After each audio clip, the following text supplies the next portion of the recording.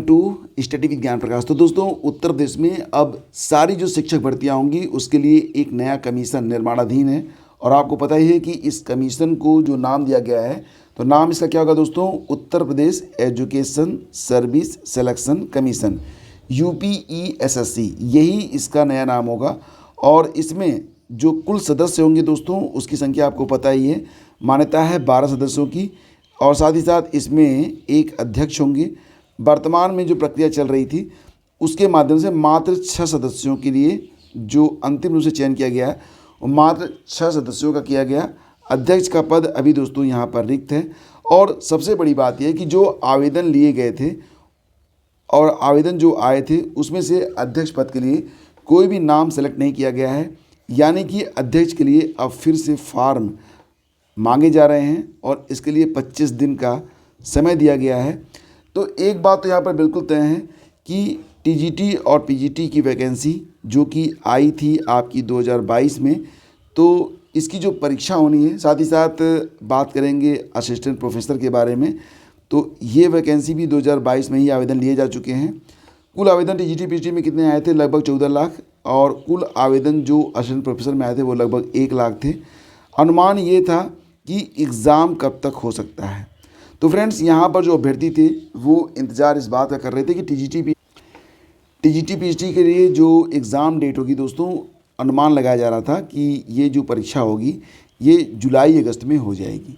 लेकिन फ़िलहाल अब निश्चित तौर से तो ये कोई नहीं बता सकता कि TGT PGT की परीक्षाएं कब होंगी या फिर आपका जो असिस्टेंट प्रोफेसर की परीक्षा है ये कब तक होगी, क्योंकि आयोग का जो गठन है इसमें जो सदस्य मिल गए हैं, 6 सदस्य तो मिल गए हैं, लेकिन अभी जो अध्यक्ष का पद है, यानी कि अध्यक्ष पद के लिए अभी जो पद है वो रिक्त है। और बिना अध्यक्ष के आयोग कैसे काम करेगा? यानी कि इसे आप क्या आयोग का गठन कहेंगे? क्या आयोग पूर्ण रूप से गठित हो गया? ऐसा बिल्कुल नहीं है। मुझे तो बस यही लगता है कि जो दबाव बन रहा था उसी के मद्देनज़र जो 6 सदस्य थे उनका जो है नाम आज कल में डिक्लेयर कर दिया जाएगा। यानी कि आचार चुनाव संहिता लागू होने से पहले आयोग में सदस्य तो आ जाएंगे, लेकिन अध्यक्ष का पद रिक्त रहेगा। और जब तक अध्यक्ष नहीं होंगे तब तक ना तो परीक्षाएं हो पाएंगी और ना ही आगे की प्रक्रिया चल पाएगी आगे। तो कुल मिला के यहाँ पर जो TGT PGT एग्ज़ाम के लिए आप लोग एग्ज़ाम डेट का इंतज़ार कर रहे थे कि जून जुलाई अगस्त में परीक्षा हो पाएगी, ये बिल्कुल अनिश्चित है। हाँ, इतना ज़रूर है कि जो अभ्यर्थी अब यूपी में ही बचे हुए हैं, क्योंकि यूपी TGT PGT में कोई भी अपर एज लिमिट नहीं होती है, तो यहाँ पर जो अभ्यर्थी आवेदन कर चुके हैं उनके लिए एक यही उम्मीद है। तो उनकी उम्मीद अभी काफ़ी उनको समय लग सकता है। तो फिलहाल फ्रेंड्स, यहाँ पर आज के अखबारों में भी इससे संबंधित जो जानकारियाँ हैं देख लेते हैं। शिक्षा सेवा चयन आयोग के 6 सदस्यों के नाम तय, आज हो सकती है घोषणा। तो यहाँ पर मैंने आप लोगों को बताया था कि मुख्यमंत्री के पास फाइल भेज दी गई है और इन नामों पर गुरुवार को स्वीकृति मिलने की संभावना है और इसी के साथ आयोग की घोषणा कर दी जाएगी। मतलब ये कह दिया जाएगा कि आयोग जो है वो अब अस्तित्व में आ चुका है। लेकिन यहाँ पर अभी जो अध्यक्ष हैं उनके लिए अभी अंतिम रूप से चयन नहीं किया गया है। और अध्यक्ष के साथ साथ अभी जो 6 सदस्य हैं, तो बाकी के जो सदस्य हैं और अध्यक्ष, इनके लिए भी अभी अंतिम रूप से नाम जो है चयनित नहीं किया गया है। हाँ, इतना ज़रूर है कि माध्यमिक शिक्षा सेवा चयन बोर्ड का जो मुख्यालय था वही अब UPESSC का जो है मुख्यालय बनेगा। और नए आयोग के गठन के साथ ही चयन बोर्ड और UPHESC का भी उसमें विलय हो जाएगा। तो ये जानकारी यहाँ पर निकल के सामने आ रही है। और बेसिक, माध्यमिक और उच्च शिक्षण संस्थाओं में शिक्षक भर्ती कर रही अलग अलग संस्थाओं को खत्म करते हुए प्रदेश सरकार ने UPESSC को बनाया है। फिलहाल अब आयोग की नियमावली पिछले वर्ष ही बन गई थी और यही आयोग अल्पसंख्यक महाविद्यालयों और प्राविधिक विद्यालयों के लिए भी चयन करेगा। यानी कि जो भी शिक्षक भर्तियाँ होंगी, जिस भी लेवल से होंगी, सभी शिक्षक भर्तियाँ जो है बस UPESSC के द्वारा ही करवाया जाएगा। तो फिलहाल फ्रेंड्स, यहाँ पर जो एक खबर निकल रही है कि अध्यक्ष पद के लिए नहीं मिल रहे योग्य अभ्यर्थी, तो यहाँ पर कहा जा रहा है कि शासन की मंशा के अनुरूप आयोग के अध्यक्ष के रूप में योग्य अभ्यर्थी नहीं मिल रहे हैं। अध्यक्ष पद के सापेक्ष आवेदन तो कई आए हैं, लेकिन उसमें अब तक किसी का नाम तय नहीं हो पाया है और इस कारण पहले सदस्यों का चयन किया जा रहा है। कुछ दिनों के बाद अध्यक्ष का चयन किया जा सकता है। अध्यक्ष के रूप में ऐसे अभ्यर्थी का चयन किया जाएगा जो शासन की मंशा के अनुरूप भर्तियों को निष्पक्ष और ईमानदारी से करा सके। तो फिलहाल बिना अध्यक्ष के मात्र 6 सदस्यों की नियुक्ति आज कर दी जाएगी। और इसके बाद अगर आप ये उम्मीद कर रहे हैं कि आगे जो शिक्षक भर्ती की प्रक्रिया है वो स्टार्ट हो पाएगी, तो अभी थोड़ा इंतज़ार आपको करना पड़ेगा।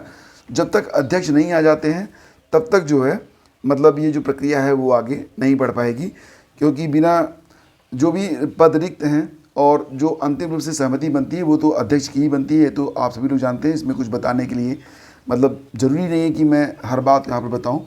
तो जो मुख्य बातें हैं वो मैं आपको बता देता हूँ। उत्तर प्रदेश शिक्षा सेवा चयन आयोग में अध्यक्ष पद के लिए मांगे दोबारा आवेदन, नहीं मिला योग्य उम्मीदवार। तो फिलहाल अभी जो आवेदन की प्रक्रिया है वो स्टार्ट कर दी गई है 13 तारीख से। और जो अभ्यर्थी हैं इसकी जो विस्तृत जानकारी है विभाग की वेबसाइट uphed.gov.in पर अवेलेबल है। आज के अखबारों में भी इससे संबंधित जो छोटा सा विज्ञापन होता है, शॉर्ट नोटिस, वो जारी कर दी गई है। अब 25 दिन के अंदर जो है आवेदन करना होगा और अध्यक्ष की नियुक्ति के लिए 3 वर्ष या 65 वर्ष की आयु तक के लिए नियुक्ति की जाएगी। न्यूनतम योग्यता भारतीय प्रशासनिक सेवा का सदस्य हो, यानी कि वो IAS रहे हों या पूर्व IAS हो या वर्तमान में हो, प्रदेश सरकार के प्रमुख सचिव या उससे समकक्ष पद पर हों, किसी विश्वविद्यालय का कुलपति रहे हों या किसी विश्वविद्यालय में न्यूनतम 10 साल तक वो शिक्षक रहे हों। तो यहाँ पर जो सुविधाएं होंगी तो आपको पता ही है कि 1,75,000 रुपये उनको जो है सैलरी मिलेगी, भत्ते और अन्य सुविधाएं भी मिलेंगी। तो काफ़ी शानदार पद है, लेकिन फ़िलहाल सभी लोग तो यहाँ पर आवेदन कर नहीं पाएंगे और अब दोबारा से आवेदन स्टार्ट हो रहे हैं। यूपी क्या नाम दिया गया है यहाँ पर, मैंने आपको बताया था कि UP education service selection commission के अध्यक्ष के लिए। तो अंतिम रूप से फ़िलहाल अब ये जो आयोग है जब गठित हो जाएगा उसके बाद ही जो है फिर सारी प्रक्रियाएं स्टार्ट हो पाएंगी। तो नए आयोग के लिए प्रश्न पत्रों की सुरक्षा बड़ी चुनौती। तो शिक्षा सेवा आयोग के पास होगी बड़ी भर्तियों की जिम्मेदारी। कहा जा रहा है कि बीते दिनों पुलिस भर्ती परीक्षा हुई, RO की परीक्षा हुई, तो दो परीक्षाएं हुई। RO से ज़्यादा जो है आवेदन वो आए थे। TGT PGT में लगभग 14 लाख के आसपास आवेदन आए थे। एग्जैक्ट जो फिगर है वो 13.9 लाख का है। तो यहाँ पर कहा जा रहा है कि बहुत ही जिम्मेदारी भरा काम है और इसकी वजह से बहुत ही सोच समझ कर जो है चयन जो है अध्यक्ष का वो किया जा रहा है। और ये भी लिखा गया अखबार के द्वारा कि उच्च शिक्षा निदेशालय के सूत्रों का कहना है कि पेपर लीक की घटनाओं के बाद शासन नए आयोग के अध्यक्ष और सदस्यों की नियुक्ति को लेकर विशेष सतर्कता बरत रहा है, जिसकी वजह से ये समय लग रहा है फिलहाल।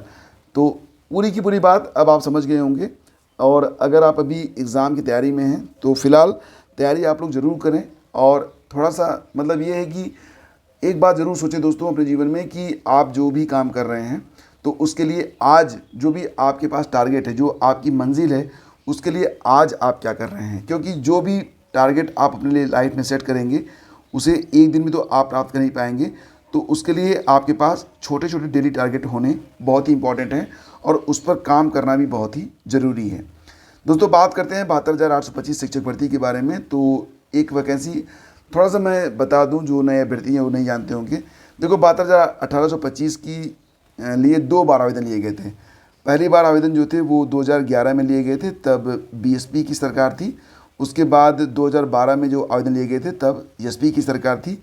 तो SP की सरकार का जो विज्ञापन जारी था इस पर काउंसलिंग चली रही थी कि कोर्ट के द्वारा इसे रद्द कर दिया गया था। और 2011 में BSP की सरकार के समय जो विज्ञापन जारी हुआ था उसमें TET के अंकों के आधार पर शिक्षकों की शिक्षक भर्ती प्रक्रिया आगे बढ़ी थी। अब फिलहाल ये मामला भी अभी चल रहा है, इसमें भी 12,091 की जो लिस्ट है उस पर अभी मामला कोर्ट में चल रहा है। तो फिलहाल यहाँ 2012 में जो फॉर्म भरवाए गए थे वो एकेडमिक सेशन के आधार पर भरवाए गए थे।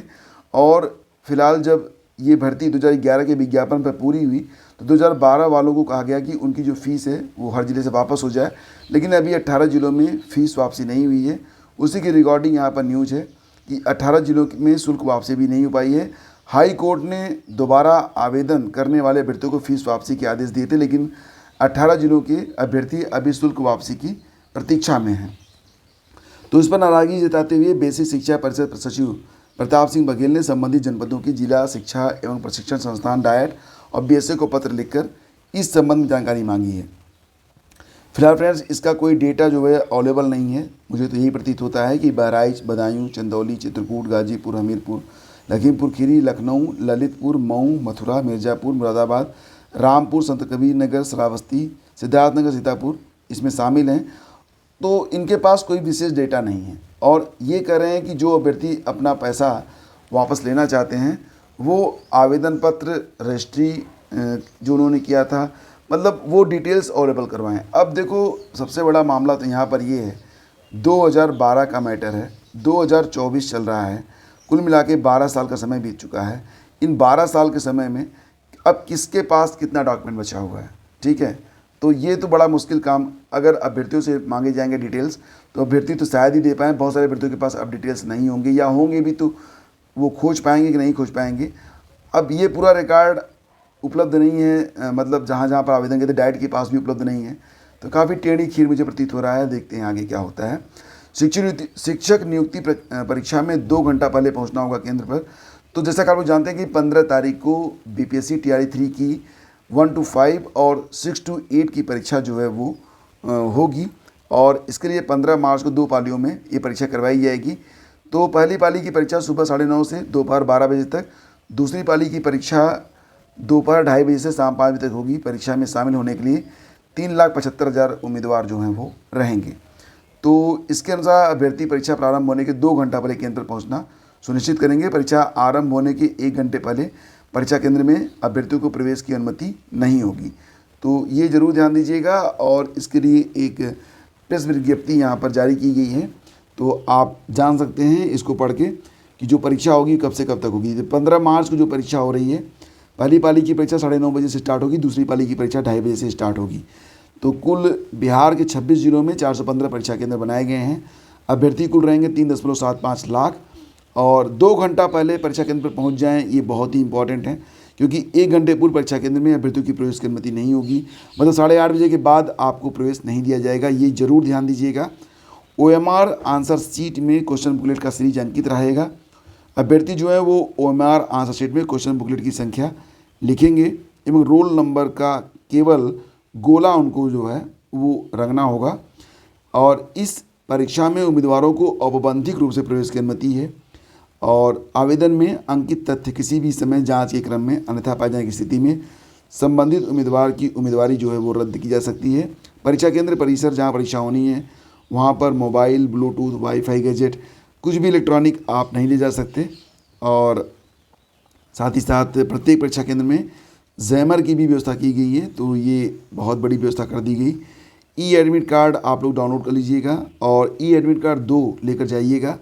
CCTV कैमरा प्रत्येक परीक्षा कक्ष और प्रवेश द्वार द्वारा लगाया जाएगा, जिसकी मॉनिटरिंग जिला मुख्यालय और आयोग के मुख्यालय के कंट्रोल रूम के लाइव स्ट्रीमिंग द्वारा की जाएगी। प्रत्येक 24 केंद्र के लिए जिला मुख्यालय कंट्रोल रूम में एक प्रोटेक्टर रहेंगे। तो ये जानकारी यहाँ पर उपलब्ध करवाई गई है। तो दोस्तों यही थी आज की news update. Thank you so much for watching the video, और आप सभी से अनुरोध करूँगा कि प्लीज़ वीडियो को लाइक और शेयर आप लोग जरूर कर दिया करें।